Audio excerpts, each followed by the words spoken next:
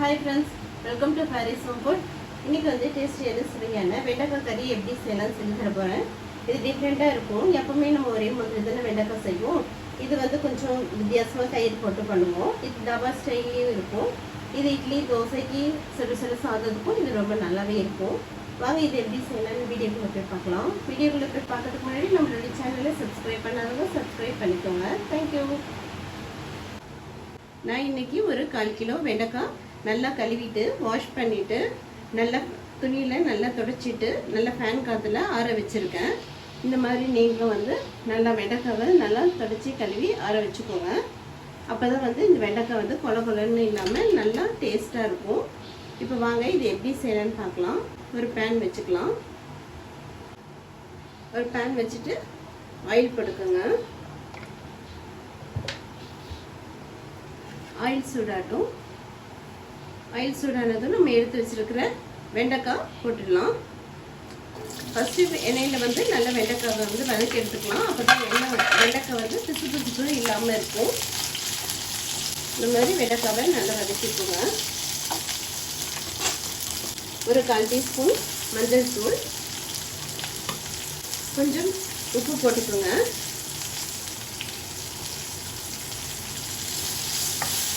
இது எதுக்கு வதக்குறோன்னா நல்லா வெண்டைக்காய் வந்து பிசு பிசு தன்மை இல்லாமல் இருக்கிறதுக்காக ஃபஸ்ட்டு நம்ம வந்து இந்த வெண்டைக்காய் வந்து இப்படி வதக்கி எடுத்துக்கலாம். பாருங்கள் எவ்வளோ ஃப்ரெஷ்ஷாக இருக்குது. வெண்டைக்காய் கொல கொலன்னே இல்லை. அதனால தான் ஃபஸ்ட்டு நல்லா வாஷ் பண்ணி துணியில் வந்து நல்லா துடைச்சி நல்லா காய வச்சுட்டு ஃபேன் காற்றுல அதுக்கப்புறம் சமைச்சா கொல கொலப்புன்னு இருக்காது. சூப்பராக இருக்கும். நல்லா வர வரன்னு இருக்கும் வெண்டைக்காய். பாருங்கள் இந்த அளவுக்கு வதக்குறது போதும். இப்போ இதை ஒரு பிளேட்டுக்கு மாற்றிக்கலாம். பாருங்க வெண்டைக்காய் வதக்கி ஒரு பிளேட்டுக்கு மாற்றியாச்சு. இப்போ ஒரு கடாய் வச்சுக்கோங்க. கடாய் சூடானதும் ஆயில் போட்டுக்கோங்க. ஆயில் சூடாட்டும். கொஞ்சோண்டு ஒரு 1/4 டீஸ்பூன் கடுகு போட்டுக்கோங்க. 1 டீஸ்பூன் ஜீரகம், ஒரு வெங்காயம்,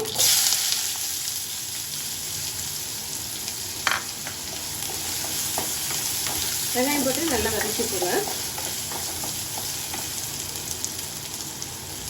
கூடவே ஒரு பச்சை மிளகாய் சின்ன சின்னதாக நறுக்கி போட்டுக்கோங்க. கொஞ்சம் கருவேப்பிலை,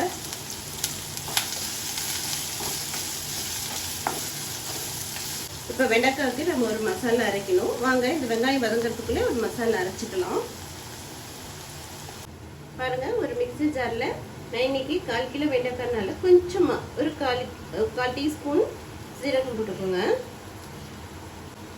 ஒரு 1/4 டீஸ்பூன் சோம்பு, நிறைய போட்டுக்க வேண்டாம், கொஞ்சம் 1/4 டீஸ்பூன் மட்டும் போதும். இப்போ இதை ஃபஸ்ட்டு பவுடர் பண்ணிட்டு வந்துடலாம். பாருங்கள் சீரகமும் சோம்பும் பொடிச்சிட்டு வந்தாச்சு. இப்போ அது கூட ஒரு சின்ன பீஸ் இஞ்சி, இஞ்சிக்கு கொஞ்சோண்டு பூண்டு, ஒரு 5-6 பல் பூண்டு போட்டிருக்கேங்க. அது கூடவே தயிர் போட்டுக்கோங்க. தயிர் ஒரு 3 டீஸ்பூன் தயிர் போட்டுக்கோங்க. நல்லா புளிப்பே இல்லாத கட்டி தயிராக எடுத்து போட்டுக்கோங்க. 3 டீஸ்பூன் போட்டிருக்கேன். கொஞ்சம் இஞ்சி போட்டாச்சு, கொஞ்சம் பூண்டும் போட்டாச்சு, தயிர் 3 டீஸ்பூன் போட்டாச்சு. இப்போ காரமான மிளகாய் தூள், வெறும் மிளகாய் தூள் 1 டீஸ்பூன் போட்டுக்கோங்க. ஒரு 1/4 டீஸ்பூன் மஞ்சள் தூள், கரம் மசாலா தூள் ஒரு 1/4 டீஸ்பூன். அவ்வளோதான். இப்போ இதை அரைச்சிட்டு வந்துடலாங்க. நல்லா பாருங்க இப்போ எல்லாத்தையும் அரைச்சிட்டு வந்தாச்சு. தயிர், மிளகாத்தூள், இஞ்சி, பூண்டு, ஜீரகம், சோம்பு எல்லாம் அரைச்சிட்டு வந்தாச்சு. இப்போ பாருங்க வெங்காயம் வதங்கிக்கிட்டு இருக்கு. இப்போ இந்த ஸ்டேஜில் நம்ம அரைச்சிட்டு வந்த தயிர், மிளகாய்த்தூள் எல்லாத்தையும் இதில் போட்டுக்கலாம். போட்டு நல்லா கிளறி விட்டுக்கோங்க.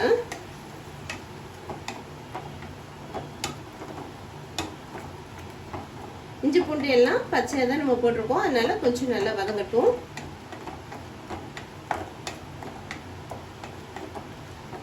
தக்காளி வேணும்னா நீங்கள் வந்து ஒரு சின்ன தக்காளி பழமாக போட்டுக்கலாம். இல்லைன்னா நீங்கள் ஸ்கிப் பண்ணிக்கலாம், உங்கள் இஷ்டம் தான். இன்றைக்கி நான் தயிர் போட்டிருக்கேன், அதனால வேண்டாம் தக்காளி. நல்லா அந்த மசாலா வாசனை போகிற வரைக்கும் கொஞ்சம் நல்லா வதக்கிக்கோங்க. ஆல்ரெடி நம்ம வெண்டைக்காயில் கொஞ்சம் உப்பு போட்டு வதக்கியிருக்கோம். இப்போ கொஞ்சம் லைட்டாக உப்பு போட்டுக்கலாம்.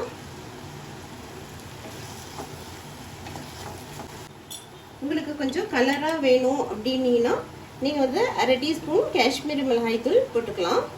இது கொஞ்சம் கலராக இருக்கும். தேவைப்பட்டால் போட்டுக்கோங்க, இல்லைன்னா வேண்டாம். பாருங்கள், நல்ல மசாலா வாசனை எல்லாம் போயிடுச்சு. இப்போ நம்ம வந்து மிக்ஸி கழுவுன தண்ணியை அதில் ஊற்றிக்கலாம்.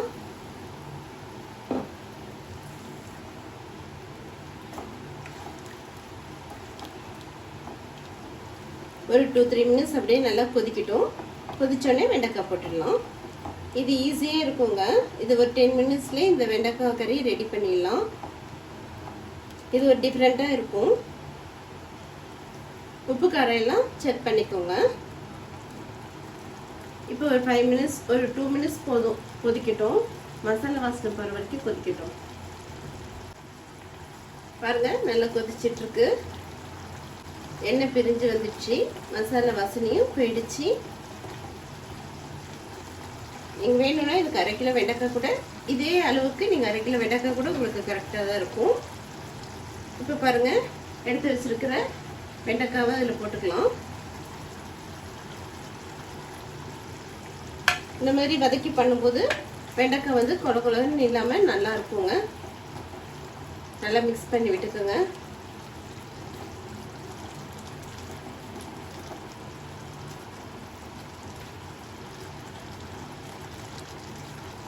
அடுப்பை வந்து அப்படியே சிம்மில் வச்சுருங்க. ஒரு 2-3 மினிட்ஸ் அப்படியே சிம்லேயே இருக்கட்டும். பாருங்கள், வெண்டைக்காய் நல்லா வதங்கிடுச்சு, நல்லா வெந்துடுச்சு. இப்போது கொத்தமல்லி போட்டு ஸ்டவ் ஆஃப் பண்ணிக்கலாம். ஃப்ரெஷ்ஷான கொத்தமல்லியாக போட்டுக்கோங்க.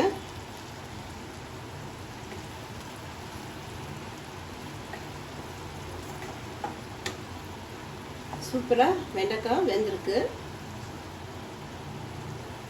இப்போ வாங்க இது ஒரு பிளேட்டுக்கு மாற்றிக்கலாம்.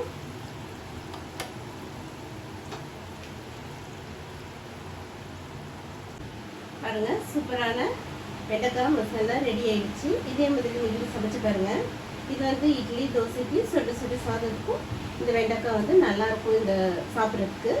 இதே மாதிரி நீங்கள் சமைச்சு பாருங்கள். இந்த வீடியோ பிடிச்சிருந்ததுன்னா லைக் பண்ணுங்கள், ஷேர் பண்ணுங்கள், சப்ஸ்கிரைப் பண்ணுங்கள். தேங்க்யூ ஃபார் வாட்சிங்.